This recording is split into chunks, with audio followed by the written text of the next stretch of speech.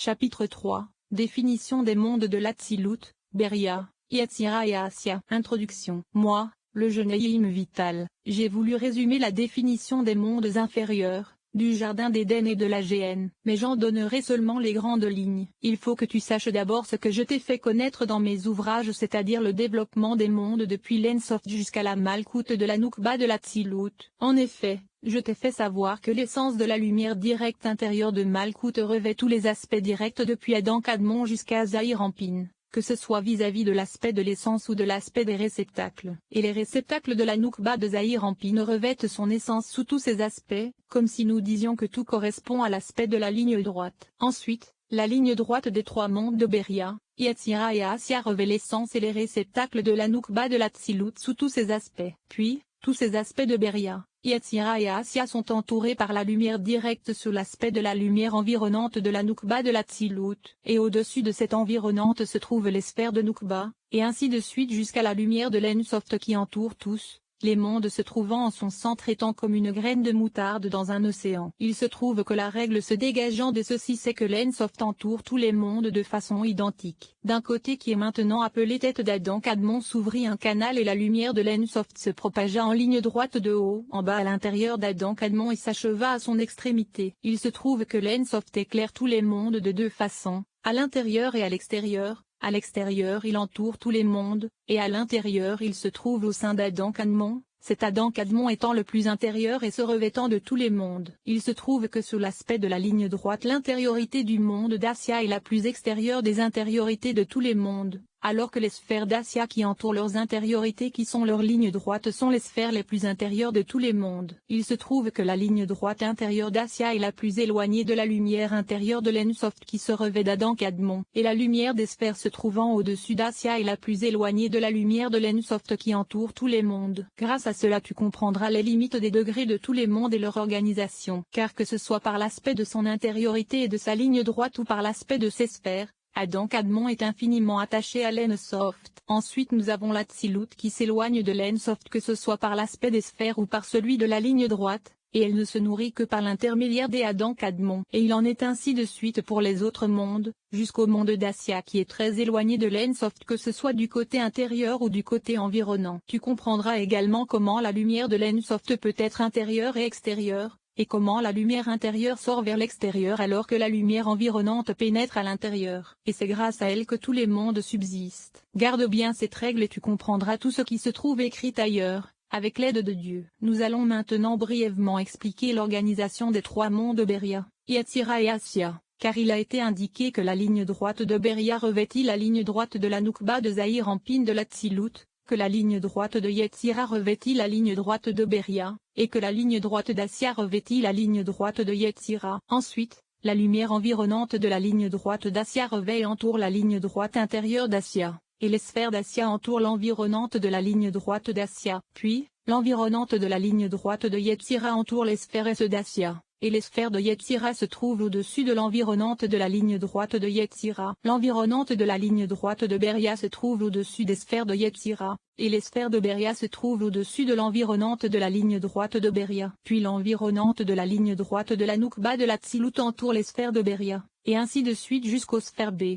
Adam Kadmon. Il se trouve donc que le globe de notre terre inférieure sur laquelle se trouvent les hommes, les animaux et les bêtes correspond à l'aspect des réceptacles d'Assia qui est ce qu'il y a de plus extérieur parmi tous les mondes, et ceci sous l'aspect de la lumière intérieure de la ligne droite. Ensuite, les cieux et les firmaments qui entourent cette terre correspondent à la lumière environnante de la ligne droite d'Assia. Et au-dessus d'eux se trouvent d'autres cieux qui sont la lumière environnante des sphères d'Assia. Puis nous avons d'autres cieux et firmaments qui sont l'environnante de la ligne droite de Yetzira, et ainsi de suite jusqu'aux cieux des cieux supérieurs qui sont les firmaments de Beria. Et il en est ainsi jusqu'à la fin de tous les mondes. Comprends bien cela et souviens-toi que la lumière intérieure se trouvant dans toute ligne droite de tous les mondes traverse et se propage au milieu de tous les firmaments de haut en bas, et elle se trouve dans le point central de chaque firmament. Et c'est là que le firmament est attaché et se déroule en se propageant tout autour. Pour comprendre ce sujet sache que tout est semblable à une sorte de portrait humain dans lequel se trouve l'essence autour de laquelle se trouve un réceptacle qui est le corps. Et c'est ce réceptacle que traversent les lumières, à travers les orifices de la tête, et elles se propagent tout autour du réceptacle comme des sphères. C'est pourquoi les 10 sphères se trouvant dans tous les aspects sortirent de la tête et se déroulèrent tout autour du réceptacle de l'homme, et elles sont attachées à la chevelure de la tête,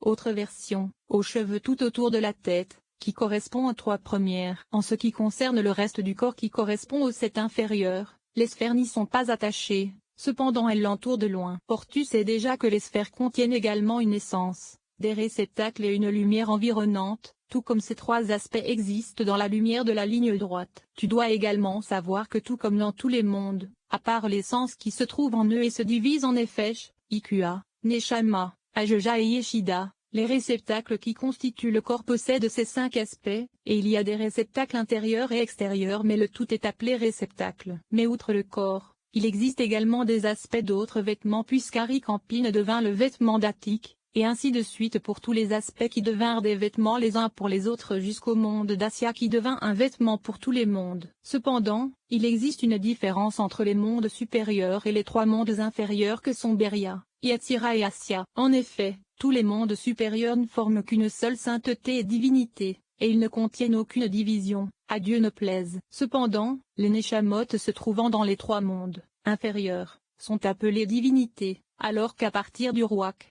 le Ruach, le Nefesh, le corps et le vêtement de chacun de ces 3 mondes n'est pas la divinité mais se trouve uniquement appelé Séraphim, Eyot, Ophanion, Trône et ainsi de suite, que ce soit dans Beria, Yatsira ou Assia. Comprends bien cela. Étudie ce qu'il est dit dans les Écalotes à propos de la Paracha Bereshit et de la Paracha Pekdé, car tu trouveras les noms des esprits et des Eyot de chaque palais. Or les esprits sont le secret de l'aspect du Ruach 1H se trouvant dans ce palais, alors que les Eyot correspondent à l'aspect du Nefesh, le reste correspondant au réceptacle. Et les vêtements sont appelés Séraphim, Malakim, Memunion et Setara. Ces palais se trouvent dans Beria, mais il en est de même dans Yetzira. Garde bien cette règle et tu comprendras partout où tu trouveras des anges, et ainsi de suite dans les palais de Beria, de Yetzira ou d'Assia, que ce sont les membres du corps ou le vêtement de ce palais. Sache que dans chaque palais se trouvent de nombreux aspects car chaque séphira en contient 10, ces dernières en contenant elles-mêmes 10. Et ainsi de suite à l'infini. Et il en est de même pour tous les aspects, qu'il s'agisse de l'essence,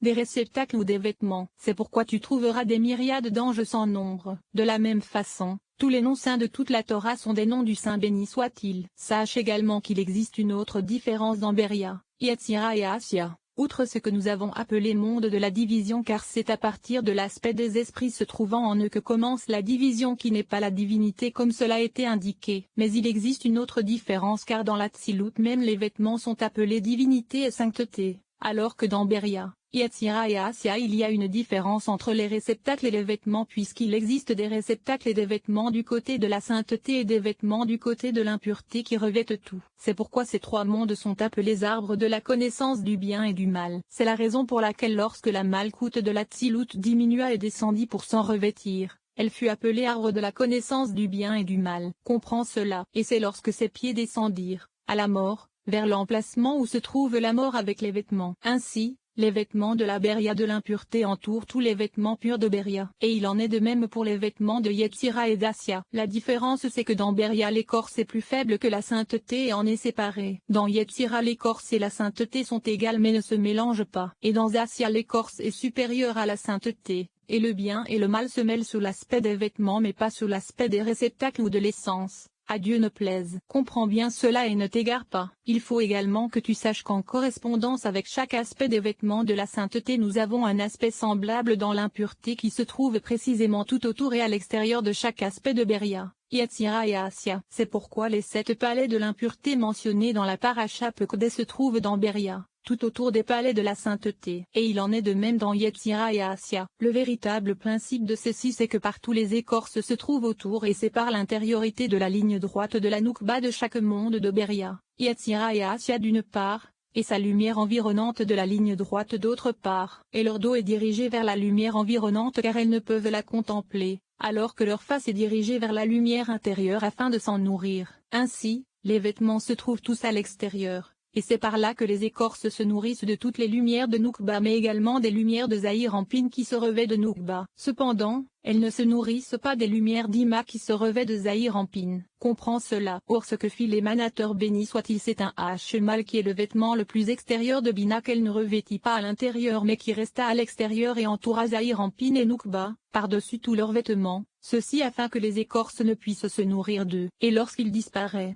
le H-mal disparaît alors également et les forces extérieures se nourrissent de Zahir-Anpin et Noukba. C'est ce qu'il est dit, comme l'aigle éveille son nid, plane au-dessus de ses petits. Nous en avons terminé avec cette introduction. Premier paragraphe sur le monde Asya. Nous allons maintenant expliquer de façon détaillée tous les mondes, mais nous commencerons par en parler de façon générale. Ainsi, Asya contient 10 séphirotes. En vérité, lorsque nous la considérons en fonction des mondes se trouvant au-dessus d'elle, elle est appelée Malkout de ces mondes. En réalité, elle se divise en 10 séphirotes, Atik, Arik Anpin et Setora. Et les 9 premières séphirotes se trouvent en haut par l'aspect des cieux, alors que la Malkout se trouvant en elle est le secret de cette terre inférieure. Et puisque tu sais que chaque séphira en contient 10, cette dernière se divise également en 7 terres comme cela est indiqué dans le Zohar sur la Parasha Wayikra, en correspondance avec les 7 firmaments, car le firmament et la terre supérieure contiennent tous les deux les 3 premières. Ainsi, la Malkout d'Asya se divise en 10 séphirotes qui sont ces 7 terres situées les unes au-dessus des autres. Et entre chacune nous avons des cieux et un firmament comme nous le savons. Elles sont le secret des lumières environnantes se trouvant dans chaque monde ainsi que leurs vêtements. Et c'est sur notre terre qui est la plus élevée que se trouvent les 3 premières de la Malkout Asya. Cette terre en contient donc nécessairement 10. Et elle a la forme d'un homme. C'est pourquoi la terre possède une bouche, des oreilles,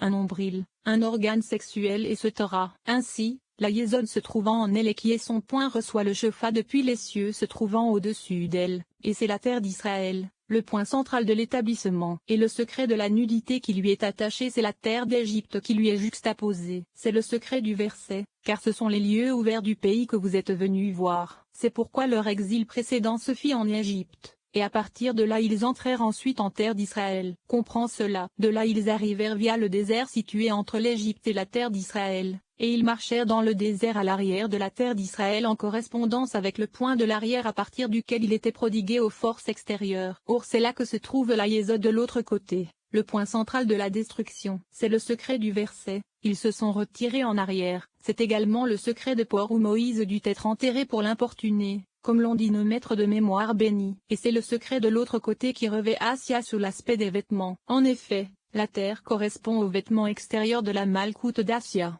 et l'autre côté l'entoure par-dessus. Le principe de ce secret c'est que le secret de cette terre c'est la Bina de la Malkout d'Asya qui est également appelée terre vis-à-vis de Okma, et la Malkout se trouvant en elle c'est la terre d'Israël. Lui correspond le point de l'autre côté, comme cela est indiqué dans le Zohar sur la Parashat Tsarn, Dav 184b. Et ce qui correspond au point du nombril qui se trouve précisément au milieu de tout le monde, et non de l'établissement uniquement comme dans le cas de la terre d'Israël, c'est la Bina se trouvant dans la Bina de la Malkout d'Asya. Et il s'agit du jardin d'Éden terrestre, l'Éden étant la Okma se trouvant en elle et le fleuve d'Ahat. Or tu sais déjà que Bina est attachée à la droite comme cela est indiqué dans la Toséphia de la Parasha Ve'era. Bina est la lame de l'épée renversant le jugement en miséricorde pour récompenser le juste dans le monde à venir. Et Malkout est la lame de l'épée renversant la miséricorde en jugement pour punir le monde par le jugement. Le secret de cela c'est que cette terre possède une image comme cela a été indiqué, et elle possède des bras. Or toute la miséricorde de Bina fut donnée au monde à venir c'est-à-dire au jardin d'Éden terrestre qui est le bras droit.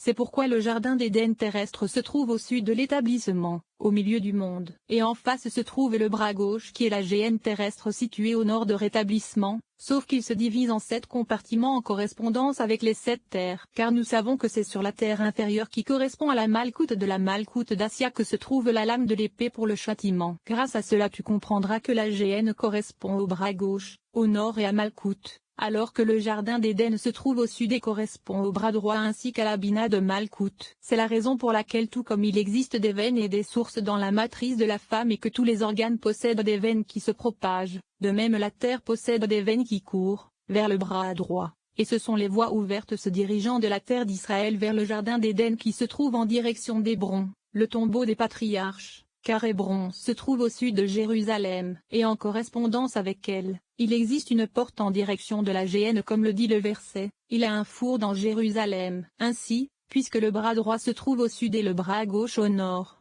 il est évident que sa face est dirigée vers l'est, son dos vers l'ouest, et sa tête vers les cieux qui sont les 9 séphirotes se trouvant en elle comme cela a été indiqué. C'est pourquoi Adam qui est le mâle fut créé avec la face dirigée vers l'est, et derrière lui se trouvait la femelle la face dirigée vers l'ouest. C'est le secret de l'expression. La Shekinah se trouve à l'ouest. Après avoir expliqué de façon générale ces 3 particularités que sont la terre,